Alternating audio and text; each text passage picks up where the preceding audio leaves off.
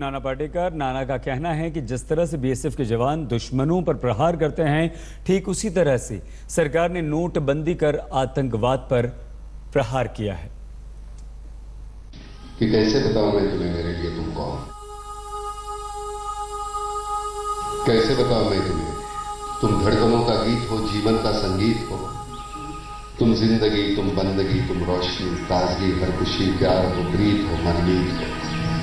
आंखों में तुम, यादों में तुम, नींदों में तुम, ख्वाबों में तुम हो मेरी हर बात में, तुम हो मेरे दिन रात में, तुम सुबह में, तुम शाम में, तुम सोच में, तुम काम में। मेरे लिए पाना भी तुम, मेरे लिए खोना भी तुम, मेरे लिए हंसना भी तुम, मेरे लिए रोना भी तुम, और जागना सोना भी तुम। जाऊं कहीं, देखूं कहीं, तुम हो वहां, तुम हो वहां। कैसे बताऊं मैं तुम्हें, तुम भी तो मैं कुछ भी नहीं। कैसे बताऊं मैं तुम्हें, मेरे लिए तुम कौन।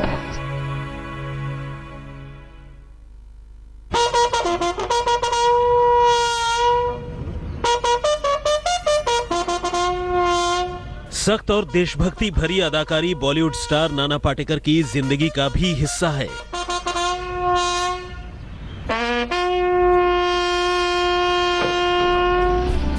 अपनी जिंदगी के इसी हिस्से को देश के रियल हीरोज के साथ बिताने नाना पाटेकर मंगलवार को पहुंचे थे बीएसएफ के जम्मू हेडक्वार्टर।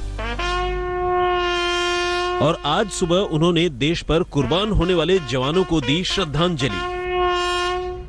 और हमें बताओ हम क्या कर सकते हैं।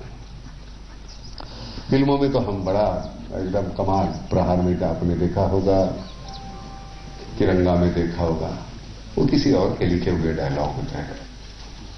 हम बहुत छोटे हैं, इतने तबके के हैं, इतने एक ही साथ इतने पहाड़ मेरे सामने खड़े हैं। मैं कितना महफूज अपने आप को महसूस कर रहा हूं।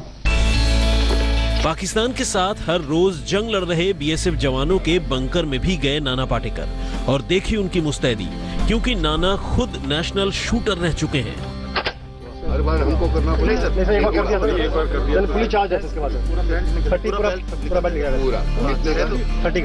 नाना का मानना है कि भारतीय सेना से कम नहीं है बीएसएफ, क्योंकि सेना तो घोषित युद्ध लड़ती है, जबकि बीएसएफ के जवान तो रोजाना अघोषित युद्ध लड़ते हैं।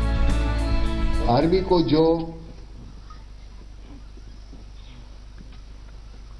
मिलता है एक रिकॉग्निशन, जो हमारे बीएसएफ को नहीं मिलता, क्योंकि बीएसएफ, जैसे मैंने सर से बात की, बीएसएफ वॉर नहीं लड़ रही है, वो सिर्फ सिक्योर कर रही है हमारी बॉर्डर को। लेकिन आमने सामने की लड़ाई आपकी रोज की आपकी होती है। वो छुपा ये जो वॉर चल रहा है, उसकी वजह से लोगों को मालूम नहीं है बीएसएफ का काम कितना कठिन है। सरहद पार से दुश्मनों की साजिशों का मुंहतोड़ जवाब देने वाले बीएसएफ जवानों के बीच नाना ने नोटबंदी का भी जिक्र किया और इसे उन्हीं दुश्मनों के खिलाफ सरकार का एक बड़ा हथियार करार दिया। अब हमको दंगा करवाना है, 500 रुपए दे दो, 1000 रुपए दे दो, पत्थर पे को। अब कहां से दोगे 500 रुपए भाई? 1000 रुपए लाओगे कहां से? वो हमारी यहां से निकल जाना बहुत जरूरी है।